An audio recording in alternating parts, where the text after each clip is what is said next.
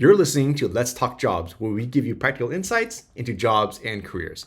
Today, Jesse, Troy, and I sit down and talk about this tough economy and its impact on employment and small businesses who are struggling to survive because customers' budgets are now more guarded than ever. We talk about the lessons we've learned and some key takeaways. All right, let's get started. My dad once said to me, um, don't ever think you're unreplaceable. And it seemed like a cold thing to say, because he said that to me during a time where I was at the company, I was at a peak and thinking I'm so valuable. And I think it was you who said earlier, Troy, that there is a business side of things. And some things you have control over, some things you don't. And some of those factors are dictated by macroeconomics, right? Which might impact your employment. And it's a very cold thing to say, but it helped me separate my work life from personal life. And this is not to say that you're unloyal to a company, but it's realizing that at the end of the day, you are still a number. And so some of these decisions around employment, especially in like this current economic state, it's not personal. And it's hard being the recipient of that. And I think maybe this is a good time to maybe shift to dealing with unemployment, right? Because I've gone through it twice. There are two periods of my time where I was doing that. And right now, a lot of people are doing it, dealing with that, as you mentioned, Jesse, from the pandemic. My my first time was, after the agency. And the question is, what do you do during a time of employment? Um, and the complexity multiplies. Like if you have kids, if you have mortgage, or if you're in need of health insurance for yourself, or if you're covering aging parents, right? So like the complexity and a need for income just builds and builds and builds, and that stress and anxiety, it impacts you. When my first instance of unemployment after the agency before Logitech, um, my mindset was I'm going to hit the ground running. I'm going to hit as many jobs as I possibly can. And that would be similar to what I would have experienced today, right? Where it's like, I'm going to go through all of I'm going to file unemployment. You guys have to do that. Doesn't matter how senior your job is. The amount you get is based on a percentage of your last paycheck. And so if you're a VP or if you're an individual contributor, like file for unemployment. Now you may get rejected, in some cases, it's happened, but if you don't apply, then you'll never get it, right?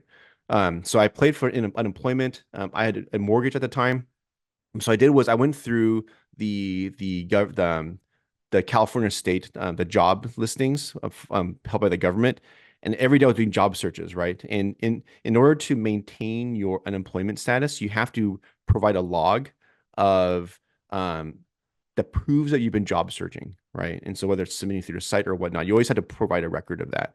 And I remember at that time, I had so many random odd jobs, and it was important because it made me realize that no job is ever beneath me.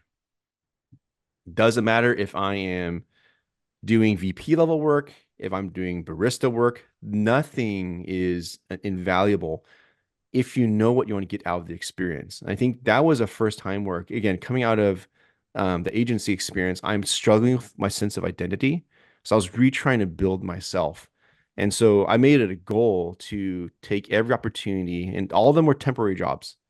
And in one case, it was like, I'm gonna learn how to deal with rejection. So that one of those temp jobs was all around cold calling. I had a job around, I type fast, but sometimes at that point, maybe accuracy, maybe like 80%, let's say. And I'm much higher now. But so my goal for that one is I had a data entry job. So I was like, my goal is to bang out however words per minute, and I'll have like 95% accuracy because that just makes me feel that's a measurable way to show improvement. I did all these oddball jobs. I took a lot of volunteer work from nonprofits, from my local church, wherever it is. And the whole point of that was the next time I go into an interview, I the best way for me to help them understand who I am and who they're trying to hire is to help them understand my mindset through this whole thing. Right? So it's a story of resilience. It's about being scrappy. It's around finding purpose in any work and proving through examples that I can make meaningful gain on either skill set building or whatever it is. And that actually helped me land the contract job at Logitech because I was able to demonstrate scrappiness. And that at that time, the web team, they were about to go through a site redesign. And so I was able to kind of pull that together. Um, the most recent unemployment I had was a little different because I was so burnt out from the previous experience that I gave myself a month to just recharge and relax, man. Honestly, I knew that the economy was tough and I was taking a huge risk by giving myself time to breathe. But in this instance, I knew that if I couldn't recharge in all the interviews I do, they would not get the best version of me. And thankfully, in this scenario, my wife and I both work. Now, a single based income out of California, it would only get us so far. And so, how we processed that was we looked at our finances between mortgage, any debts that we owed, unemployment, and then her income, and we calculated how much runway we would have. And of course, we ate very conservatively. So that's how I was able to calculate. I have a month maximum of which after that I really need to get myself together. So that's how I got myself through this current pandemic unemployment.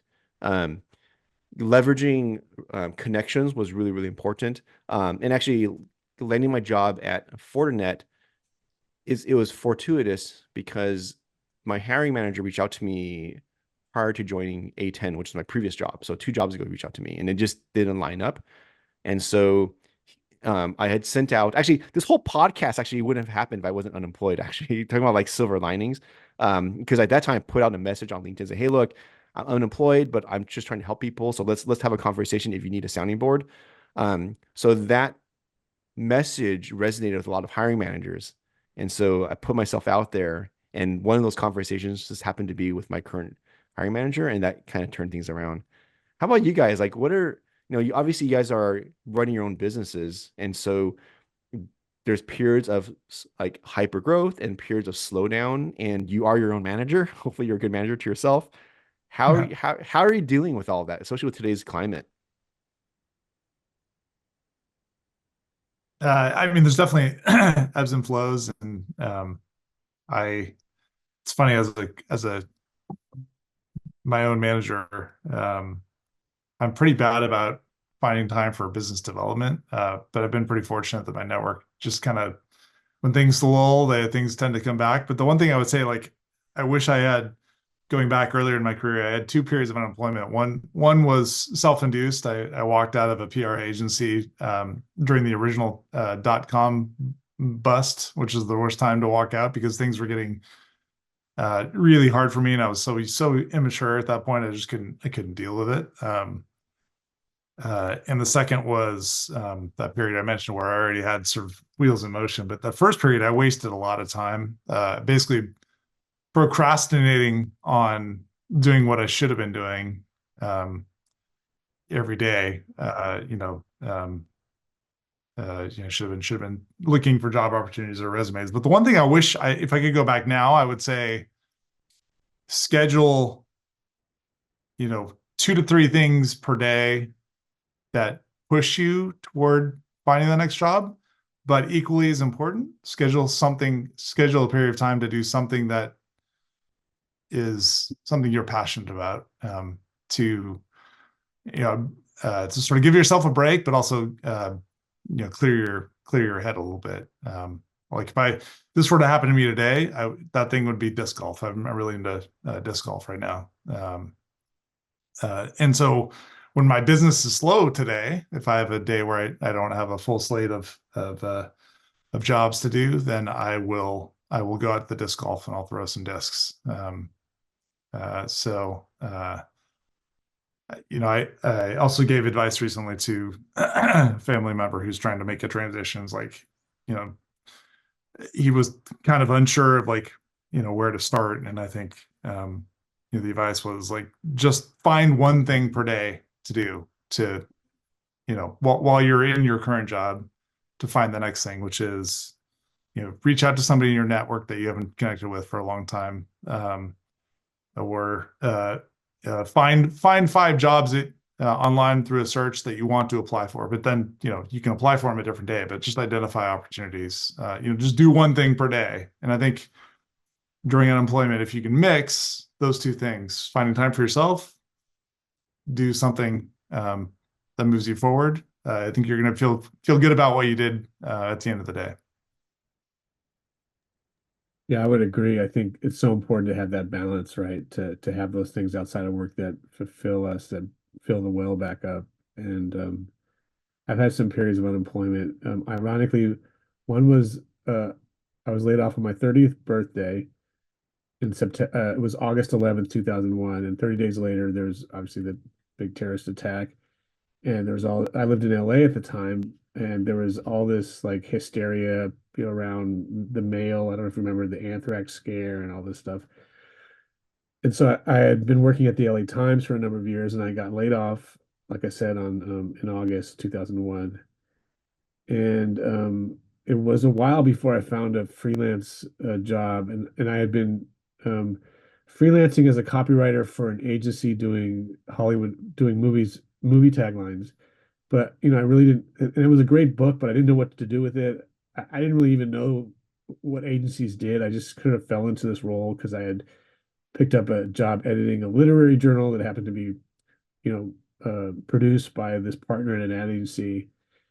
And I had talked my way, like argued my way out of that job because they accepted a couple awards in my name and didn't tell me about it. And I got all huffy, and then I never worked for them again. And so I didn't have that job. I lost my full-time job. I didn't really a freelancer at the time, but I ended up picking up this work for a company that was another import-export company. They had me writing campaigns for gift baskets and a pill that would make you slimmer and tanner at the same time. And it was sort of a mess. This was but I got unemployment for a period of time. And just like you described, Tim, is you have to go out, you have to report all the jobs you've looked for. And then if you had any work, you have to report the hours that you have. And it's sort of related to what they give you. And it wasn't a lot of money. And then we moved, my wife and I moved at the time we'd yet to be married. We moved to Santa Cruz where she started attending school. And like, you know, it was rough. I think it was just a matter of taking, like you said, any job. I took a job when we moved to Santa Cruz selling coffee. And this was at the dot-com bust happened right about that time. And um,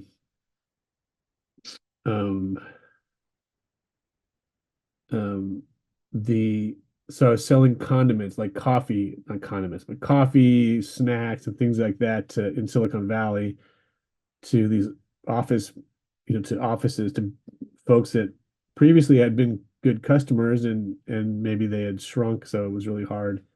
I did that for a few years.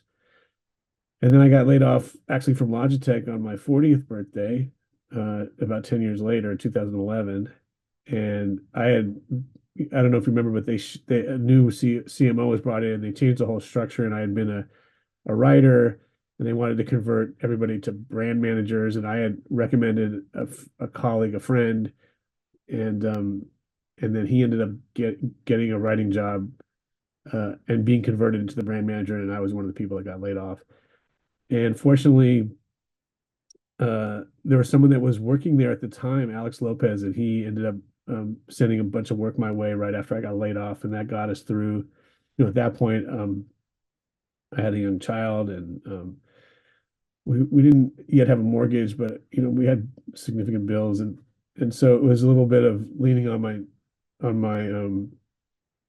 network to get us through, and eventually I got a project job with an agency, and then at some point I got another job, and then at one point a few months later I had 4 or 5 job offers at the same time, and I ended up picking the one that landed me at the Google first time working for an agency embedded at the Googleplex. And then what I learned was unemployment is really scary, and when it first happens I just want to go to the bar. I mean, at the time that's what I wanted to do.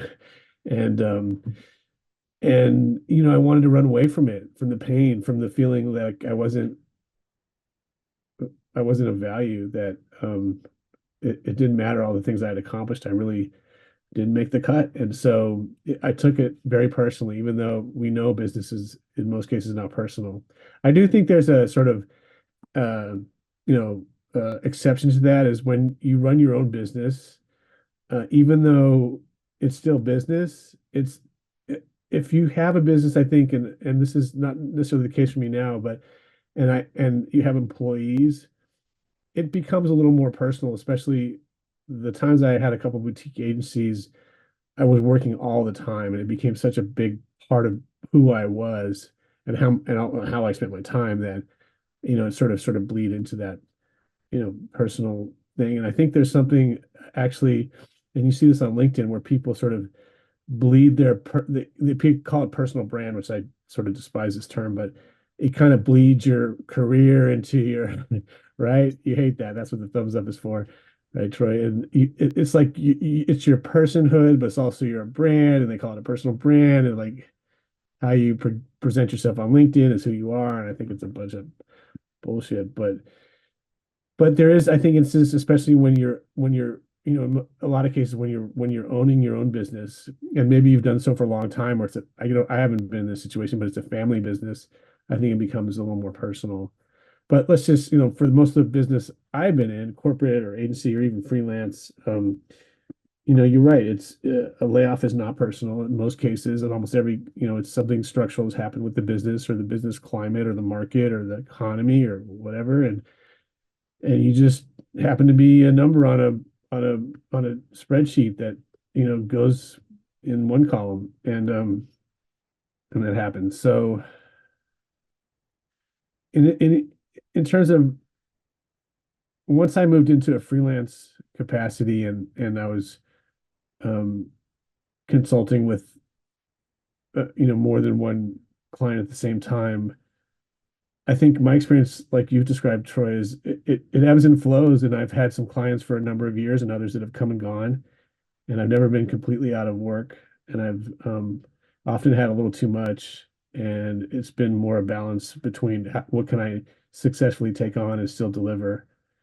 But unemployment could happen, and Tim, I think I agree with you too. You become, especially if you have bills, there's an urgent need to pick up whatever you can. And so like my experience, I picked up a job selling coffee and candy bars to businesses, and I had never done that before, but that's the job I took just to get through.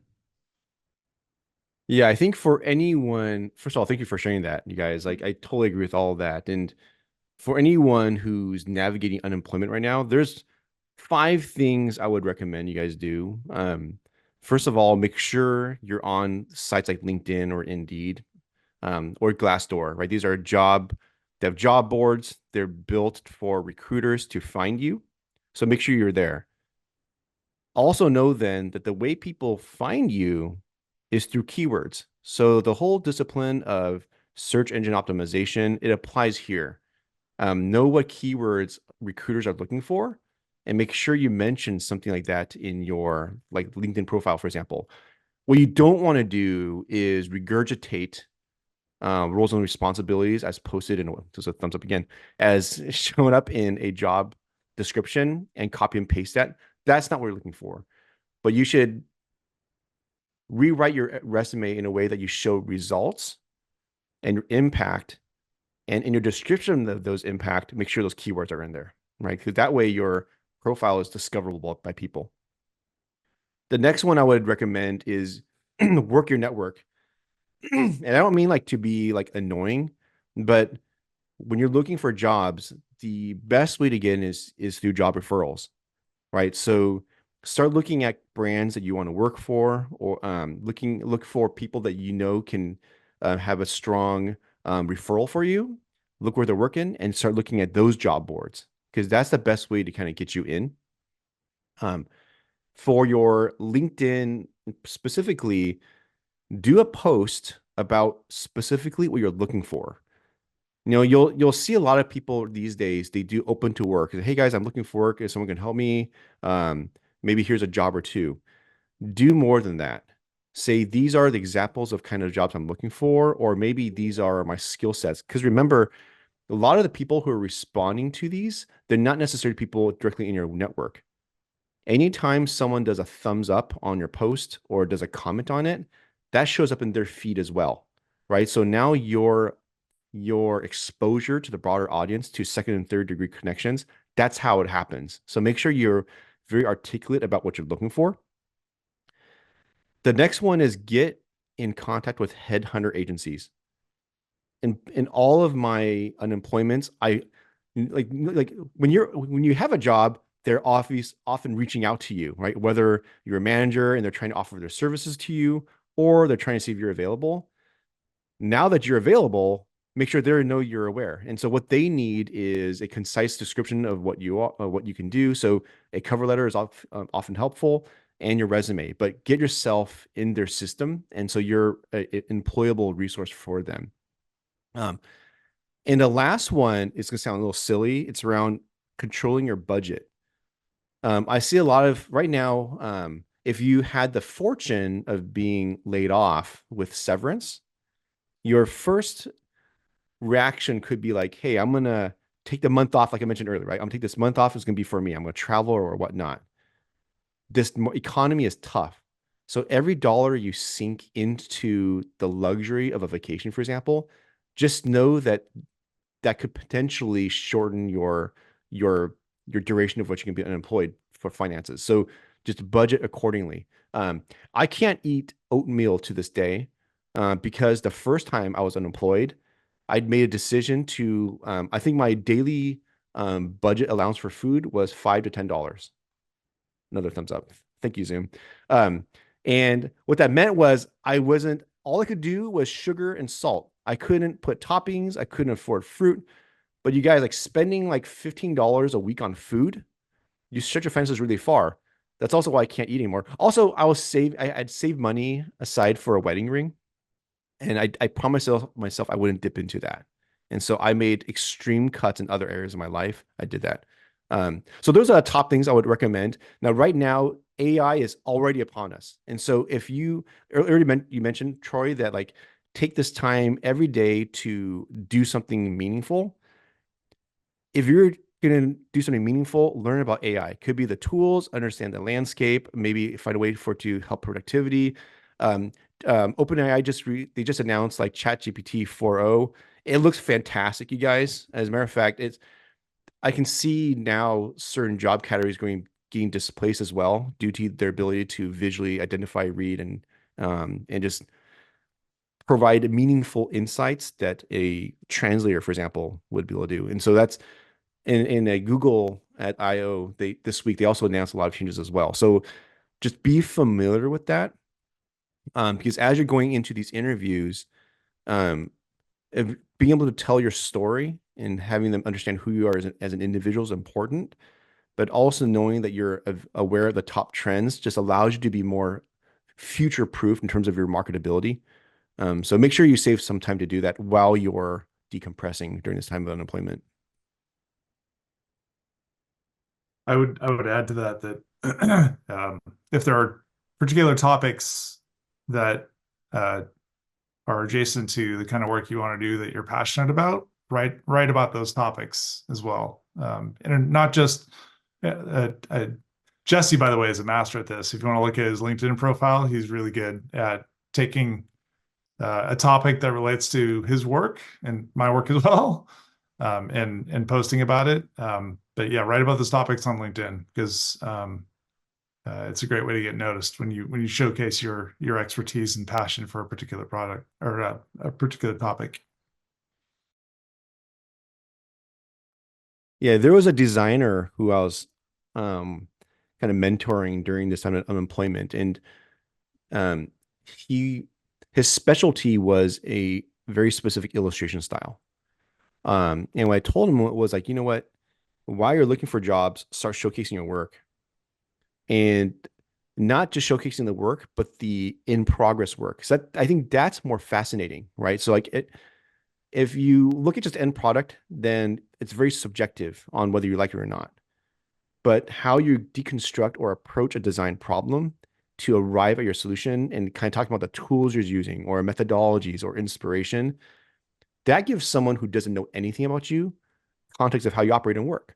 right? And the more, and again, this takes effort and time. And in this context, I'm thinking specifically about LinkedIn, but you're totally right, Troy. Like putting yourself out there, having people understand who you are, knowing your point of view, and then being proactive on other people's posts and feeds.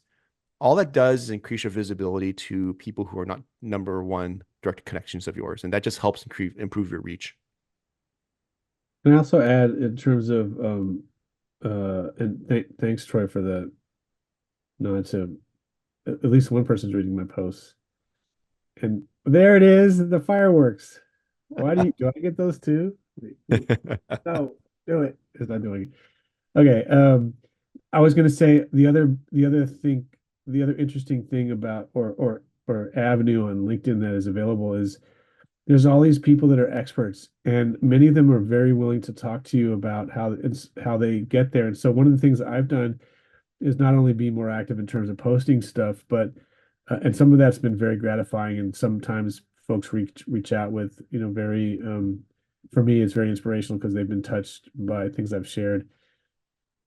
But people are often very generous about sharing their expertise and just if you're able to connect with someone that has some more experience or talent or whatever, and you want to learn, I think some folks are very eager to share, and it's this social media platform, even though it's a professional network, and I think there's a it's an probably underutilized feature of the site is that if you're connected with somebody, just message them to say, hey, I saw you posted about this. It was amazing. I'd love to ask you a few questions or, take you to a cup of virtual coffee or whatever. I think that's very helpful. I want to add something to that too. I feel like I see an alarming number of new professional coaches that are out there that charge people. I just want to say that there's a lot of people that would be happy to help you and offer advice that don't charge. I think all three. My assumption is all three of us would sort of fall into that camp. So there's a lot of advice out there that you don't have to spend money for. And frankly, I bet a lot of the free advice would be better than a lot of the paid advice. I totally agree. I think the hardest part about this for a lot of people is embracing your own vulnerability and know that that could be the key to unlocking everything for you, right? The less guarded you become allows you to be more true in terms of articulating what it is that you really, really need, right? And so when you put yourself out there saying, hey, look, I'm looking for advisement on this very specific thing or this career path, or I'm looking for a mentor who can help me solve a very specific thing, the more you're able to articulate that, the more you'll be able to find the right feedback as opposed to getting someone who's very generic, right? So, and you might, again, to your point, you might find out that your whole network is very empathetic towards your situation, and that might lead itself to connections to other people as well. And so definitely don't underestimate the power of LinkedIn. Hey guys, thanks again for watching and listening. Next week, we'll be talking about dealing with the feeling of being in over your head. So make sure you hit like, subscribe, and hit the notification bell so you don't miss the episode.